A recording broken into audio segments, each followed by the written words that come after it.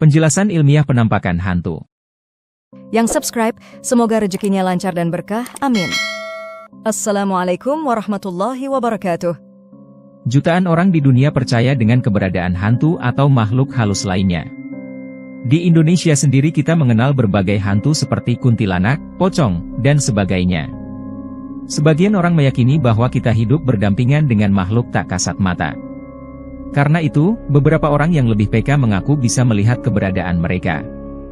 Di Amerika Serikat, menurut survei Chapman University di 2017, sebanyak 52% masyarakatnya percaya bahwa suatu tempat bisa dihantui arwah. Angkanya meningkat 11% dari data tahun 2015. Terlepas dari apakah kamu mempercayai keberadaan hantu atau tidak, ada sejumlah penjelasan ilmiah dari penampakan hantu. 1. Medan elektromagnetik. Selama berpuluh-puluh tahun, ahli saraf asal Kanada bernama Michael Persinger mempelajari efek medan elektromagnetik pada persepsi manusia terhadap hantu. Dia pun berhipotesis bahwa medan magnet, yang tidak terlihat pada tingkat kesadaran, dapat membuat orang merasa seolah-olah ada kehadiran di dalam ruangan bersama mereka.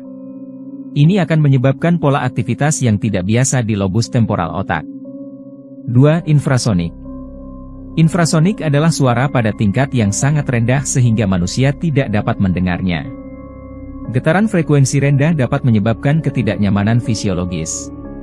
Para ilmuwan yang mempelajari dampak turbin angin dan kebisingan lalu lintas di dekat tempat tinggal telah menemukan bahwa kebisingan berfrekuensi rendah dapat menyebabkan disorientasi, perasaan panik, perubahan detak jantung dan tekanan darah, serta efek lain yang dapat dengan mudah dikaitkan dengan merasakan kehadiran makhluk lain.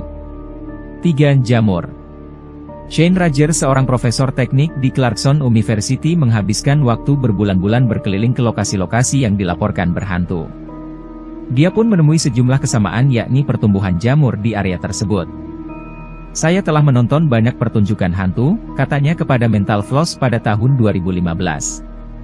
Sulit untuk mengatakan apakah hal tersebut merupakan faktor yang berkontribusi atau tidak, namun secara anekdot kita melihat jamur beracun ini ada di tempat-tempat berhantu, ungkap Rogers.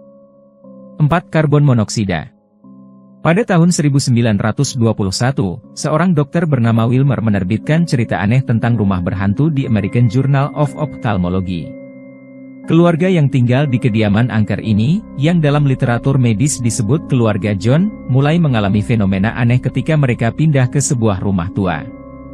Keluarga ini mengaku mendengar perabotan bergerak dan suara-suara aneh di malam hari. Mereka turut merasakan kehadiran hantu yang tak terlihat dan sering merasa lelah.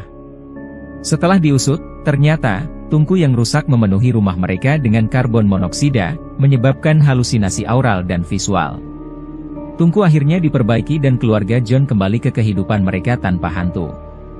5. Kata orang. Cerita seseorang dapat memengaruhi ingatan orang lain, tutur rekan penulis studi 2014 yang diterbitkan di Frontiers, Christopher French, kepada Mental Floss pada tahun 2015. Jika orang lain dengan yakin menyatakan bahwa mereka melihat hantu, hal itu mungkin memengaruhi saksi mata untuk percaya bahwa mereka juga melihatnya. 6. Diri sendiri. Ada sisi motivasi dari kepercayaan pada hantu, French menjelaskan. Kita semua ingin percaya pada kehidupan setelah kematian. Gagasan tentang kematian adalah sesuatu yang secara umum tidak kita sukai. Bagaimanapun, kita merasa lebih mudah untuk mempercayai bukti atas sesuatu yang ingin kita percayai, jabarnya. Setelah mendengar penjelasan ilmiah tentang keberadaan hantu ini, apakah kalian masih percaya, bagi yang percaya bahwa hantu itu ada? Atau semakin yakin bahwa hantu itu cuma hayalan belaka? Atau ketakutan seseorang di tempat yang sepi atau tempat baru bagi dirinya?